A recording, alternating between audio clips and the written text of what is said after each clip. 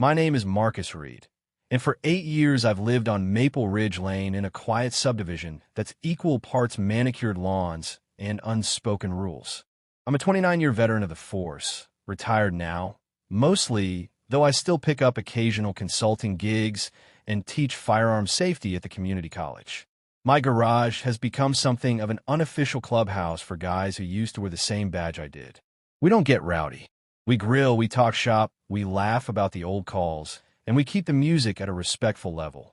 Most nights the neighbors don't even know we're there, until Karen Whitmore decided otherwise. Karen, real name Karen, badge on her email signature, president of the Maple Ridge Homeowners Association, had been circling my property like a hawk ever since I replaced the standard beige mailbox with a black one that had a thin red stripe. She sent 3 violation letters in 2 weeks. I ignored them. Then came the certified letter about excessive vehicular traffic inconsistent with a single-family residential use. Translation: too many pickup trucks with light bars in my driveway on Friday nights. I finally met her face-to-face one Saturday morning when she marched up my front walk in khaki capris and a clipboard, ponytail so tight it looked painful. "Mr. Reed," she began, voice pitched to Carrie, "your garage gatherings violate Section 4.2 of the covenants. No commercial or quasi-commercial activity shall be conducted within any dwelling or garage." I leaned against the doorframe, coffee in hand. "We're not selling anything, Karen. We're eating ribs and talking about retirement plans. Multiple unrelated adults congregating on a recurring basis constitutes a nuisance gathering," she recited, like she'd memorized it from an HOA revenge subreddit. "And the noise." "There's no noise," I said. "We shut down by 10. You can set your watch by it." She pointed at the garage. "I have decibel readings." I raised an eyebrow. "You've been standing out here with a sound meter?" "I have concerned residents who have reported." "Karen." I kept my tone even. "If you got a real complaint, call the non-emergency line. Otherwise, have a nice day." She left, lips pursed so thin they disappeared. I figured that was the end of it. I was wrong. 3 weeks later, we threw what we called the last hurrah, a retirement send-off for Jimmy Torres, who'd finally put in his 25 and was moving to a lake house upstate. About 15 of us showed up. Off-duty or fully retired, every single one.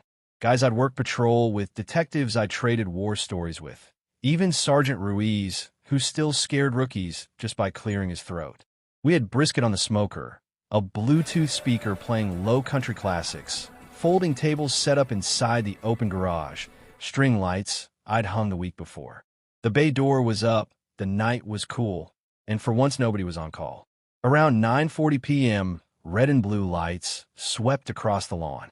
2 patrol cars rolled to a stop at the curb. No sirens, but the lights stayed on like a silent accusation. 3 uniforms stepped out. 2 from our city PD, 2 from the county. I recognized all of them. Rookie Phillips, who I trained on his first graveyard shift. Officer Delgado, who still owed me $50 from a fantasy football league 3 years ago. They looked confused. I walked out, hands visible, casual. "Evening, fellas." "What's up?" Phillips shifted his weight. "We got a 911 call." Caller stated there was an unpermitted gathering with possible alcohol consumption and loud music at this address. Said it was a public safety issue. Also mentioned possible firearms on premises. I laughed before I could stop myself. Firearms on premises? In a garage full of cops. Delgado was already scanning the crowd behind me. He recognized faces. His shoulders dropped about 3 inches. "Jesus, Marcus. Is that Ruiz?" Ruiz lifted his beer in salute. "Hey, kid." Still wearing that rookie face. The deputies exchanged glances. One of them keyed his shoulder mic. "Dispatch, be advised. This is a gathering of off-duty and retired department personnel. No violations observed." Caller appears to have mischaracterized the situation. I could practically hear the eye roll from dispatch.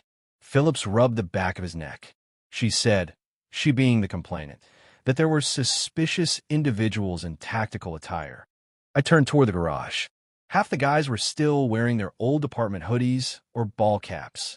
Ruiz had on a black windbreaker with faded police lettering across the back. Someone, probably Jimmy, had brought his old duty belt and hung it on a hook as a joke, holster empty. "Want me to line him up for ID?" I asked. "Nah," Delgado said quickly. "We're good. Sorry to bother you, Sarge." They killed the lights, climbed back in their cars, and pulled away. The whole exchange took less than 4 minutes. Inside the garage, the mood shifted from mellow to electric. Phones came out. Someone started recording. Ruiz raised his bottle. To Karen Whitmore. May she never learn the difference between a barbecue and a barricade. Laughter rolled through the space. Jimmy Torres leaned close. "You gonna let that slide?" I smiled. "Nope." The next morning, I woke up to 16 missed calls from numbers I didn't recognize and a text from Delgado. "Bro, check the community Facebook page." I did. Karen had posted at 10:03 p.m. the night before. Emergency services were forced to respond to yet another disturbance at 1427 Maple Ridge. Large gathering of unknown individuals, loud music, possible weapons. This is exactly why we need stronger enforcement of our covenants. I will be filing a formal complaint with the board and requesting increased patrols. Your safety is my priority. Comments were already rolling in. Is everyone okay? What kind of weapons? Was it a gang? My kids were scared. I scrolled. Then I saw Delgado's reply, posted at 10:22 p.m. "Hi, Karen. This is Officer Daniel Delgado, badge number 418. The call you made last night was to a retirement party for one of our detectives. Everyone present was either active duty, retired, or off-duty law enforcement from this department and county. No laws were broken. No one was in danger. Next time, please verify before dialing 911. False reports tie up emergency resources. Thanks." He'd attached a photo, taken after the units left, of the whole group crowded around the smoker, grinning, beers raised. You could see Ruiz's windbreaker, Jimmy's cake that said 25 and out, even my own ugly Christmas sweater with a badge pinned to it. The thread exploded. By noon, the post had 147 comments. Half were horrified apologies from neighbors who suddenly realized they'd been feeding Karen's narrative for months. The other half were memes. Someone photoshopped Karen's face onto a Karen versus Cops wrestling poster. Another person posted a picture of a crying Jordan face captioned, "When you sweat your own neighbors, and they're all cops." Karen tried damage control. She posted a long explanation about protecting property values and misunderstanding the nature of the gathering. She deleted it 20 minutes later when the ratio turned nuclear. That afternoon, I received an email from the HOA board secretary. "Dear Mr. Reed, in light of recent events, the board has reviewed the complaints filed against your property. We find no substantive violations of the covenants at this time. All prior notices are rescinded. We apologize for any inconvenience. Sincerely, Maple Ridge HOA."